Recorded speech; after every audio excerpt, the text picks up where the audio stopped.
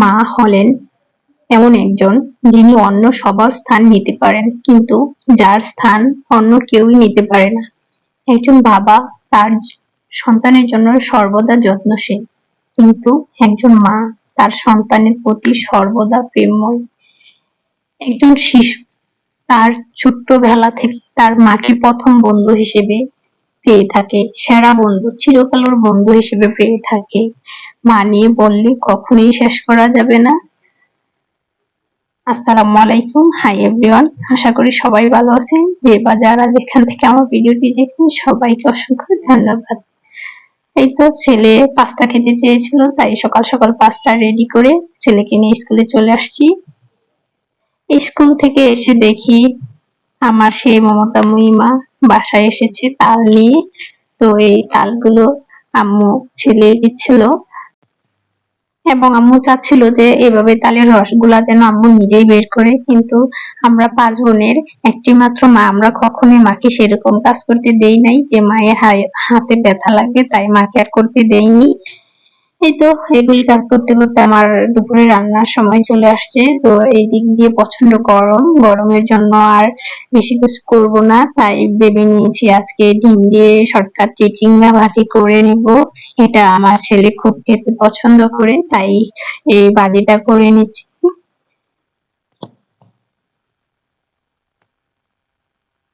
গরমের মাঝে সত্যি কিন্তু অনেক অস্বস্তি লাগছিল, কিন্তু তাও আর কি করা, আমরা যে মেয়ে মানুষ আমাদের তো কাজ করতেই হবে।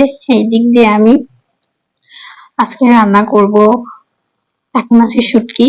এই শুটকিটাও আমি নিজেই বাসায় করে নিয়েছিলাম, যেহেতু প্রচন্ড রোদ ছিল তাই ছাদে ধুয়ে কেটে শুকিয়ে দিয়েছি। আজকে একটু কাজে লাগিয়ে নিচ্ছি। এই তো আমি এখন আজকে টাকি মাছের শুটকিটাই করব। আমরা যেহেতু ময়মনসিংহের মানুষ, আমরা কিন্তু শুটকি খেতে পছন্দ করি। তো কে কে শুটকি খেতে পছন্দ করেন আপনারা অবশ্যই কমেন্টে জানাবেন। এই তো এখানে আমি প্রথমে পেঁয়াজ কুচি এবং মরিচ, হলুদ এগুলি গুঁড়া মশলাগুলো দিয়ে নিচ্ছি। এখন আমি সামান্য পরিমাণ পানি দিয়ে মশলাটা কষিয়ে তারপরে এখানে কিন্তু আমি শুটকিগুলি দিয়ে দিব। শুটকিটা কিন্তু ছোট আলু দিয়ে রান্না করলে বেশি মজা হয়, যেহেতু আমার কাছে ছোট আলু ছিল না, তাই আমি শুধু পেঁয়াজ দিয়েই শুটকিটা ভুনা করে নিয়েছি। কারা কারা এভাবে খেয়ে থাকেন একটু কমেন্টে জানাবেন তো।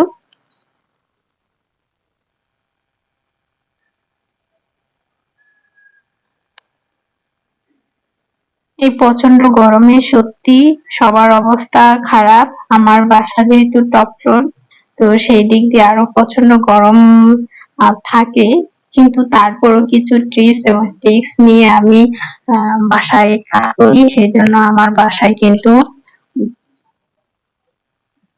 গরম কমই লাগে।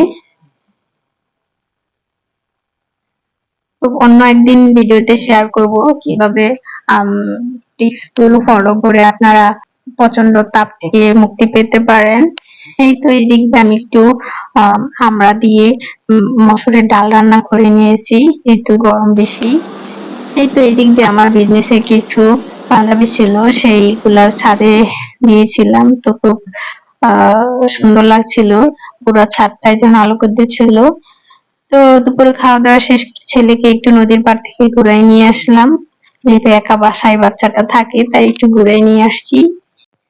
তালটাকে ভালো করে চিপে রস বের করে আমি একটা নরম সুতির ন্যাকড়াতে ঝুলিয়ে রেখেছিলাম যেন তিতা রসটা পড়ে যায়।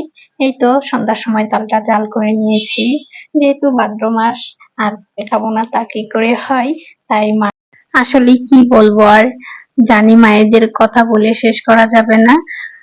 সন্তানের মনের কথা একমাত্র মায়েরাই বুঝে।